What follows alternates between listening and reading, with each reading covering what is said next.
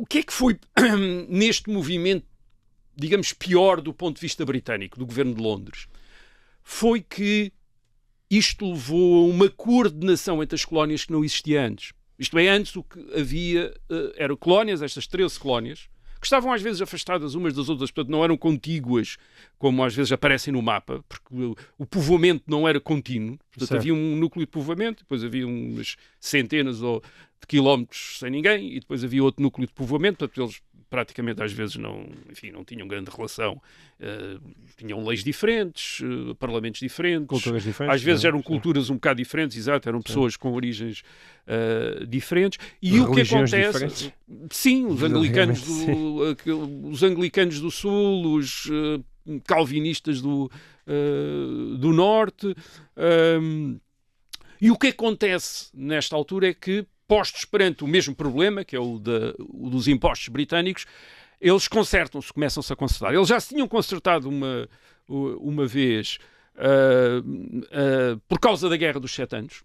Já tinha havido alguma, enfim, entre as colónias já tinha havido alguma concertação, mas é a questão fiscal, e sobretudo a do imposto de selo, em 1765, que faz... representantes de 9 colónias, curiosamente não chegam a ser todas, reparem, são 13, mas são só 9, que se reúnem em Nova Iorque para protestar contra esse imposto. Contra o imposto e é aí que vem a conversa do no taxation without representation e também a decisão de uma das formas de protesto ser o boicote dos produtos britânicos. Portanto, eles decidem que apelar aos colonos da América do Norte, das várias colónias, para não consumirem produtos britânicos. Quer dizer, portanto, boicotarem produtos britânicos. E protestavam, de facto, desta maneira, e protestavam também como os britânicos, através da imprensa. Portanto, há muitos jornais, manifestos, e através de tumultos. Os tumultos também é muito britânico.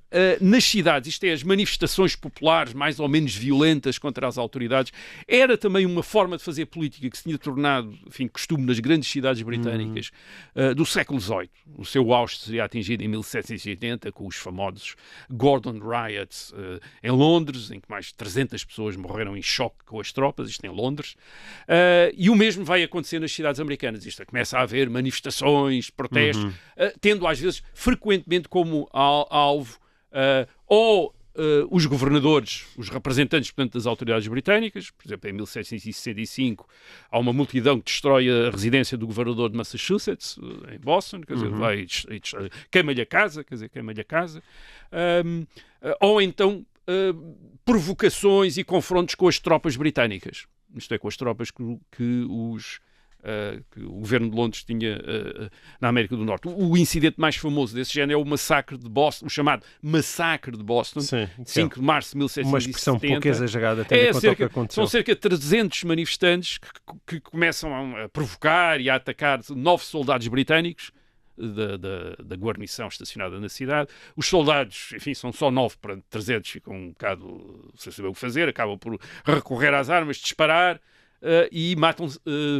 umas vezes há fontes que dizem 3, outros dizem 5 manifestantes, mas isto chegou para se chamar o massacre de Boston. E, aliás, há o Paul Revere, que é um dos líderes do movimento da independência, que também faz gravuras, e faz uma gravura muito conhecida, que depois tem uma divulgação enorme das tropas britânicas com os seus casacos vermelhos a disparar sobre cidadãos desarmados e uma quantidade de gente, enfim, um bocadinho assim, uma espécie de uma imagem como a do Goya, os do 2 de Maio em Madrid de 1808, é um bocadinho assim, quer dizer, todos aqueles colonos caírem no chão com os peitos atravessados por balas perante o massacre lá dos... Portanto, eles, aliás, fazem... Isto não é a única coisa. Uma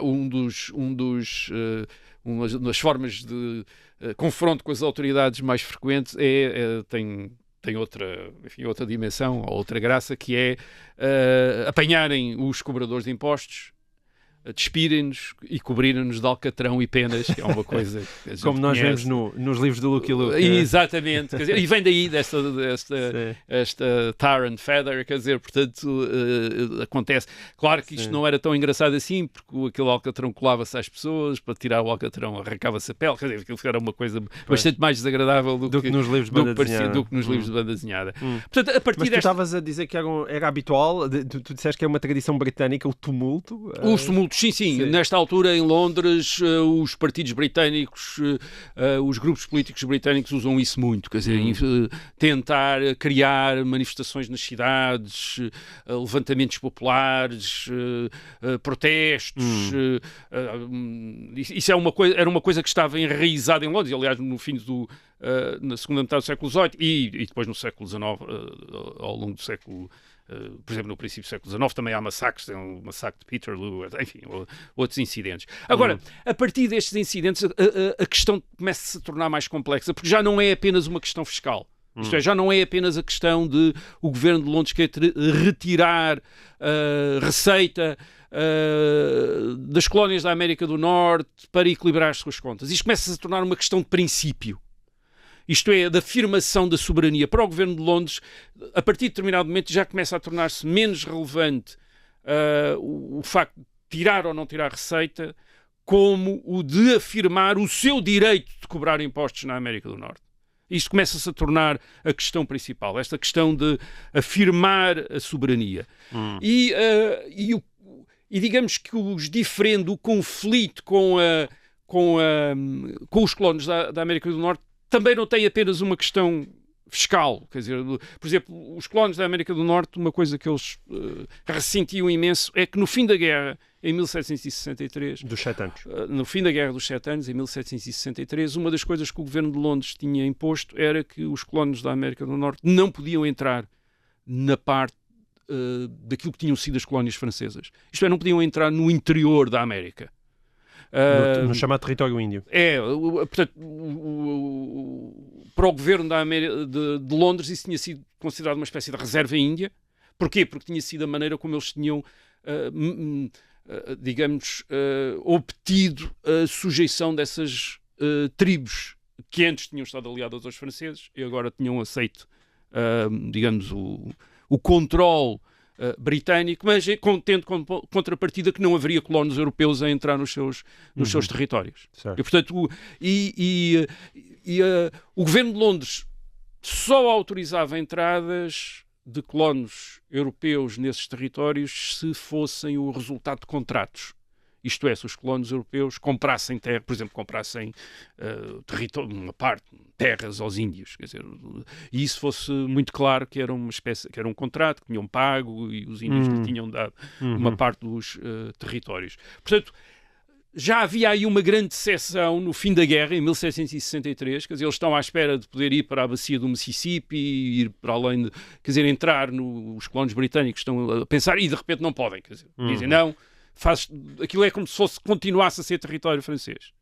Portanto, isso também era uma questão que ficou a azedar as relações entre as colónias britânicas e o governo de Londres, e depois havia uma outra que tinha a ver com a religião, curiosamente, e que era o governo de Londres também tinha chegado a um acordo com os colonos franceses do Canadá para ficarem integrados no Império Britânico. E esse acordo tinha estado baseado no compromisso do governo de Londres de respeitar as instituições, os costumes e a religião dos colonos franceses do Canadá. Isto é, o catolicismo. Eles eram católicos. E isso não caiu muito bem na Nova Inglaterra, naqueles protestantes, daqueles puritanos. Que estão colados ao Canadá. Que por um lado estavam à espera de ficarem com o Canadá, quer dizer, eles próprios expandirem para o Canadá. Já não iam ficar porque o governo de Londres reconhecia que os colonos franceses iam manter as suas instituições, etc. Portanto, não iam ser integrados nas colónias britânicas da América do Norte. E depois respeitar-lhes a religião. E isto, para esses colonos puritanos da Nova Inglaterra, deu-lhes oportunidade para acusar o governo de Londres de estar a proteger o papismo, quer dizer, isto é, o catolicismo na América do Norte. Quer dizer, eles estavam a proteger o Papa, quer dizer, e a proteger as tropas do Papa na América do Norte. Portanto, era um acumular de razões. A contradição de interesses era cada vez era muito grande. Inicialmente, a questão dos colonos é contra o Parlamento. Portanto, eles quando fazem apelos, protestos, dirigem-se ao rei Jorge III, contra o Parlamento. Portanto, eles dirigem-se ao rei a dizer o Parlamento de Londres está a fazer isto e mais aquilo. Portanto, estão a apelar ao rei para intervir a favor deles contra o Parlamento. Tem o azar do rei, o Jorge VI, ser um rei parlamentar, isto é, está convencido que quem deve governar é o Parlamento, ou aqueles que têm apoio no Parlamento, e portanto não quer ir contra o Parlamento. Mas isso não quer dizer que eles não tivessem apoios em Londres, que os colonos britânicos não tivessem apoios em Londres. Quer dizer, porque a questão americana divide o governo em Londres, divide os políticos em Londres. Há muitas fações no Parlamento britânico. Às vezes são usados aqueles nomes de Tories e Whigs para designar essas fações, mas de facto havia muito mais grupos do que os Tories e Whigs. A política era muito complicada. O que quer dizer que sempre que um governo decidia uma coisa, havia sempre deputados para atacar, para fazer oposição a essa decisão. Isso quer dizer que os governos que decidiram a favor de impostos na América do Norte tiveram sempre outros deputados a contestar também esses impostos e o tratamento que o governo estava a dar aos colonos britânicos. Portanto, houve sempre deputados a favor dos colonos britânicos da América do Norte no Parlamento. Isso o que é que fez? Isso fez com que a política de Londres em relação às colónias norte-americanas nunca fosse muito consistente nem estável. Portanto, eles, basicamente, o que acontece entre 1763 e 1773, nestes 10 anos a seguir à Guerra dos 7 Anos, é que os governos de Londres impunham um imposto na América do Norte. Havia grandes protestos na América do Norte, do lado das suas assembleias. Havia também protestos no Parlamento em Londres de outros deputados da oposição e o governo acabava por desistir do imposto, a cancelar o imposto, dizer pronto, não cobram imposto, fica cancelado, fica suspenso. Portanto, era muito difícil lançar impostos também na América do Norte por causa da política em Londres. Sim. E é precisamente aí que vamos dar ao chá.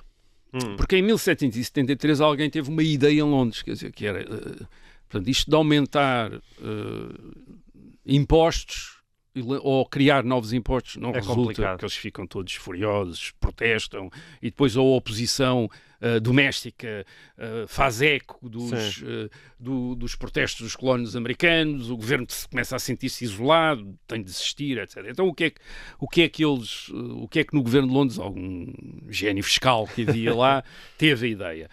Basicamente era manter ou até baixar os impostos existentes, portanto, para acalmar as coisas, mas tentar dominar o mercado americano com produtos vindos de outros domínios britânicos. E aí vamos ter ao chá. Isso parece um bocado engenhoso. Explica lá isso melhor. Porque em 1773 o governo de Londres não tem só um problema na América do Norte.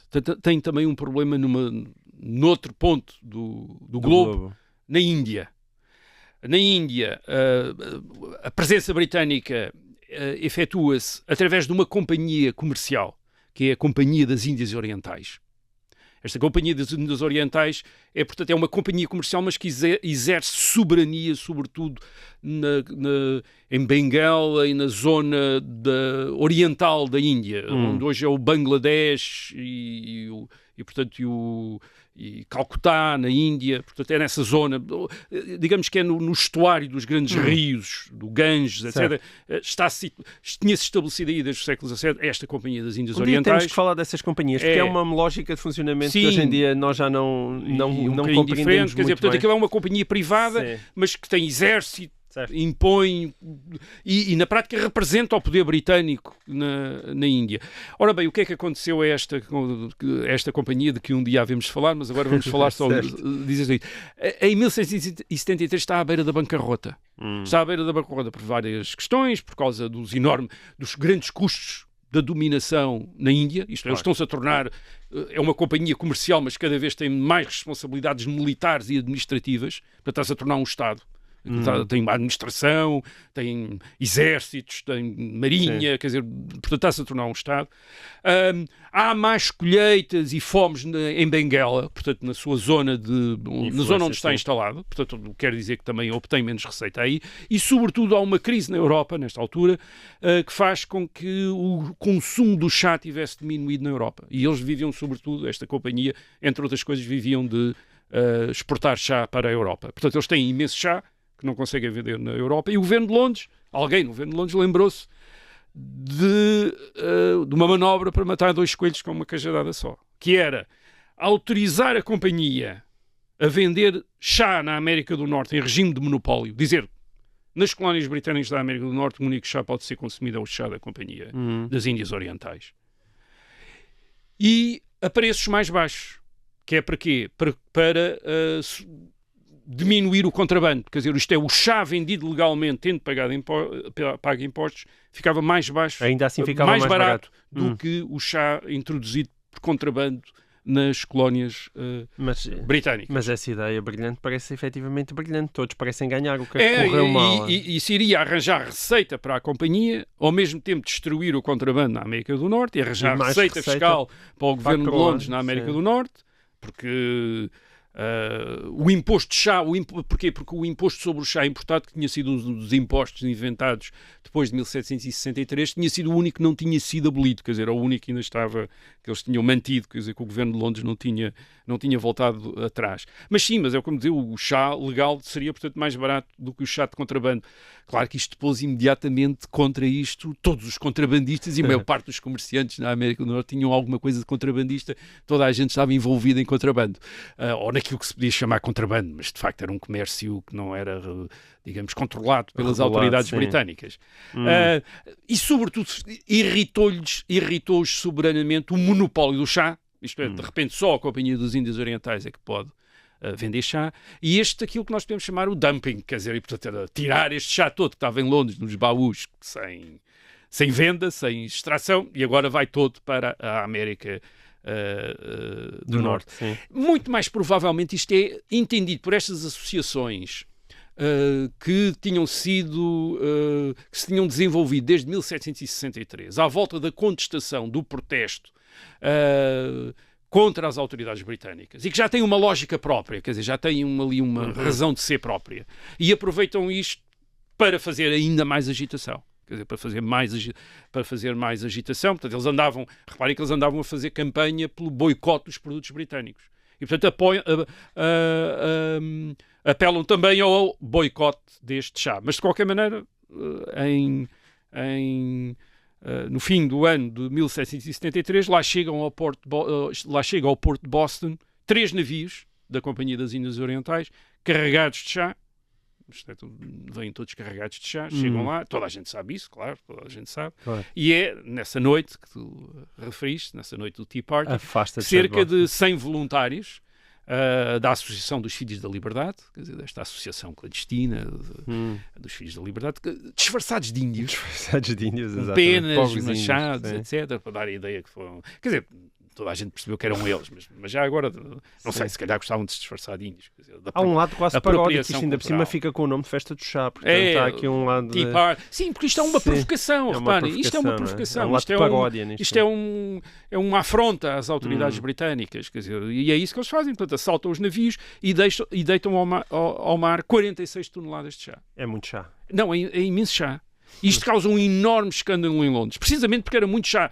Era muito dinheiro, isto é muito dinheiro, quer dizer, isto foi imenso dinheiro que eles atiraram ao mar.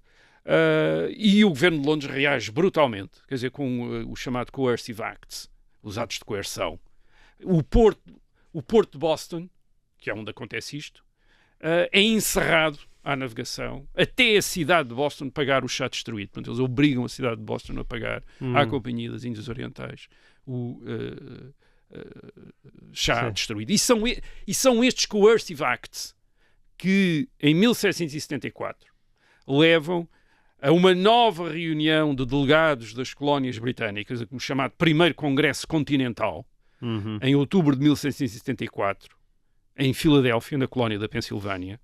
Portanto, os delegados das colónias reúnem-se e apelam ao boicote de todos os produtos britânicos outra vez, isto é, não consumir produtos britânicos. E é aqui que se cria o ambiente vai azedando, vai-se tornando cada vez mais ácido entre os colonos britânicos e as autoridades, os representantes da autoridade ou do governo de Londres, e chega-se a 1775, isto é só para dar uma ideia do que é que acontece a seguir, há um confronto entre tropas britânicas e milícias americanas. Reparem, outra coisa que se tem de dizer em relação a estes colonos. Estes colonos, todos eles, uma grande parte deles está armada. Sim, claro.